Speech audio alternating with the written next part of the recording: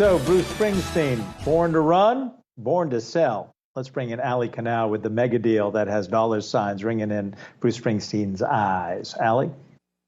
Amen, Adam. The boss is cashing in. According to multiple outlets, Bruce Springsteen sold both his master recordings and the music publishing side of his collection, aka his songwritings, for a deal that's worth north of $500 million. That's right, $500 million for Bruce Springsteen. That's according to multiple outlets out there. Neither Sony or Bruce Springsteen has confirmed this number, but Sony Music, who will be the sole owner of all of these songs, including hits like Born to Run, Born in the USA, and Thunder Road. They have housed Bruce's collection for the past 5 decades. So this seemed like an obvious partnership, an obvious deal. But one of the reasons that we're seeing so much money just flow in and out of this space is due to streaming. Now, I did have the chance to speak to a former record label executive at both Sony and Universal, Guillermo Page. He told me that streaming has created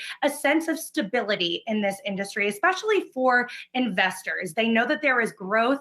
They know that there is momentum. This business has become a lot more predictable than it's been in years past. So they know that they are going to see a return on their investments. And then on the artist side, it's obvious. If you're an artist that's a little bit older, maybe you're not touring as much.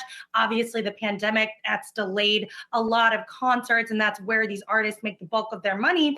This is a way that you can make fast, easy cash, and the time is now. You have to strike while the iron is hot. So it's really something that is a win-win for both sides of this equation. Bruce Springsteen is not the only one. We've also seen Stevie Nicks strike deals. She sold a majority stake in her songwriting for a reported $100 million. Bob Dylan, he sold his for $300 million of Red Hot Chili Peppers. That deal was valued at $150 million. So again, a lot of money just flowing in and out of this space. But I do want to emphasize that for Bruce, he sold both his actual recordings, which is the actual song, along with the music publishing, where some of those other deals just dealt with music publishing. So that's important to note too. So for Sony, it was sort of a 2-in-1 deal, but still a lot of money for Bruce.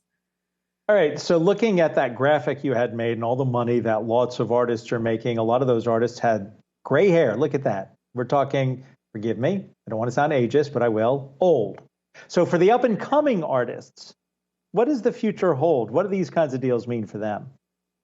Yeah, and that's going to be an interesting side of the business to concentrate on. Guillermo Page told me that for these up and comers, they're probably going to look at some of those legacy artists and say, you know what, I need to be careful when I go into those deals, those negotiations with these record labels.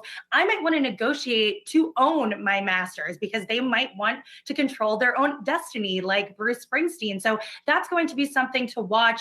That plus the rise of social media, of TikTok. I know Gen Z recently discovered Dreams from Fleetwood Mac. They were referring to it as a TikTok song, which broke my heart because Fleetwood Mac is one of my favorite bands. Went to their concert, changed my life. But those types of things are making these artists from the 70s, 80s, and 90s relevant again. And that's why we're seeing just so much money and all these really, really high price tags. So I think for these up and comers, there's a lot of momentum right now, but they have to really think hard about the deals that they're making to make sure that they own their music, or at least own the songwriting portion or the records or whatever they can do to stay ahead of the game here.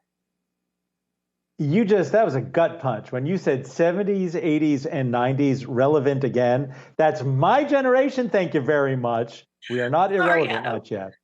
It's all right. Ali Canal, thank you.